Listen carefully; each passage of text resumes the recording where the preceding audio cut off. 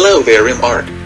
Today let's talk about the historical background of science and technology of the Philippines. Historical background of science and technology of the Philippines. In the field of science, even infrastructure, science and technology contributed a lot for the development of our country and make our life more convenient.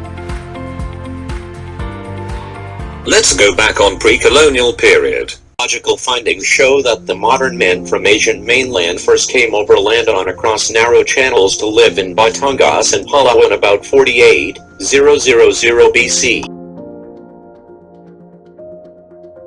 Subsequently, they formed settlement in Sulu, Davao, Zamboanga, Samar, Negros, Batangas, Laguna, Rizal, Bulacan and Cagayan.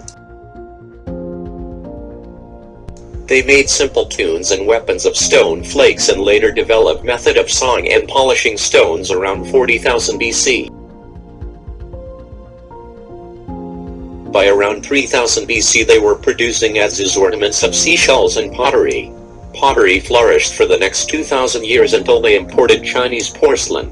Soon they learned to produce copper, bronze, iron and gold metal tools and ornaments.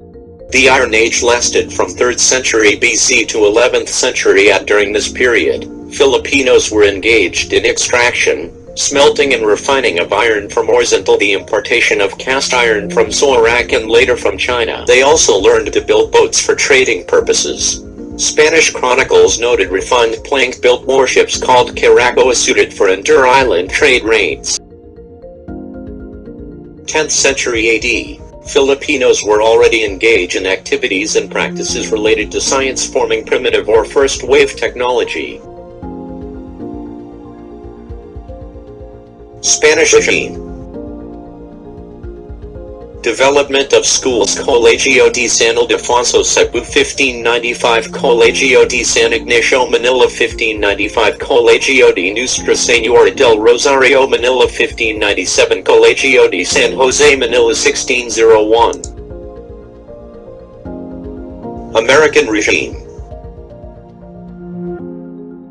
The progress of science and technology in the Philippines continued under American rule. On July 1, 1901, the Philippine Commission established the Bureau of Government Laboratories, which was placed under the Department of Interior.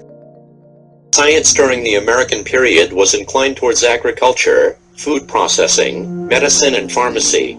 Not much focus was given on the development of industrial technology due to free trade policy.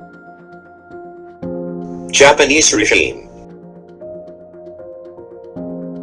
Bicycles being widely used as mode of transport during the Japanese reign, transport was a big problem for the local people throughout the occupation. Education is one of the contribution of the Japanese.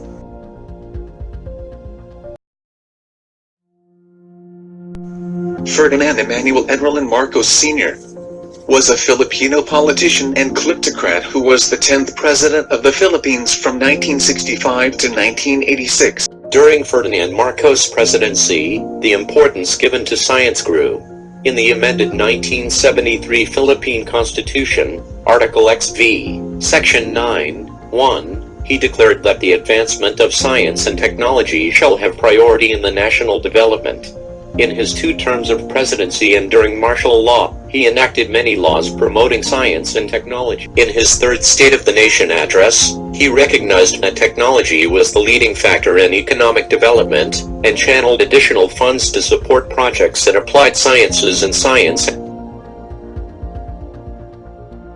In his 4th State of the Nation address, he gave a big part of the war damage fund to private universities to encourage them to create courses in science and technology and to research. Stated that he planned a project to have medical interns do a tour of duty in provincial hospitals to arouse their social conscience and reduce the brain drain.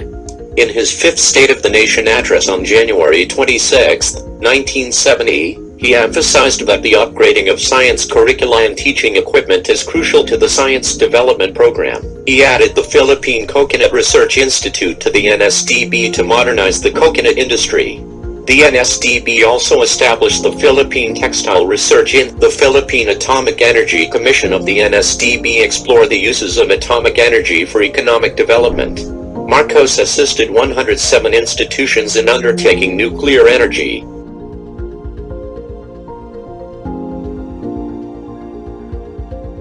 Provided further support for the promotion of scientific research and invention with Presidential Decree No. 49, S. 1972. This decree contains details on the protection of intellectual property for the creator or publisher of the work. He established the Philippine Atmospheric Geophysical and Astronomical Services Administration, PAGASA, under the Department of National Defense to provide environmental protection and to utilize scientific knowledge to ensure the safety of the people. 1976, he enacted a law under Presidential Decree No. 1003A, S. 1976 to establish the National Academy of Science and Technology, which is composed of science. Corico Wangco Aquino, the 11th President of the Philippines. During her term, President Corazon Aquino encouraged scientists and inventors to bring the Philippines to its former position as second to only Japan in the field of science and technology.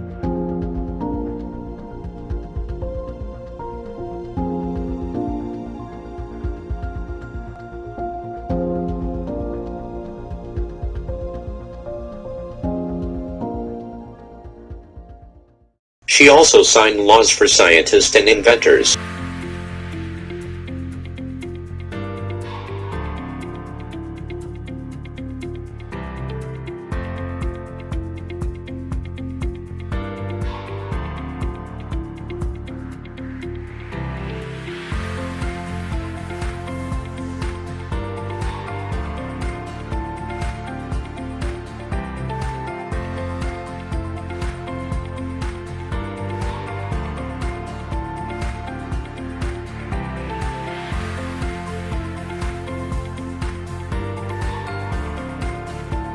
She also renamed the National Science and Technology Authority NSTA into Department of Science and Technology DOST.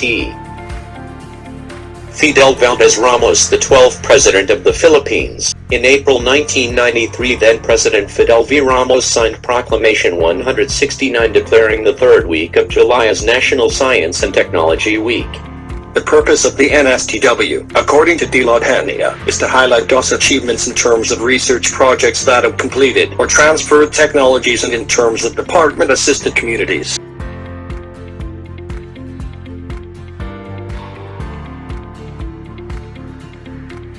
With innovative achievement in the basic and applied sciences. 1980, he created the National Committee on Geological Sciences to advise government and private entities on matters concerning development in geological sciences, Executive Order No. 625.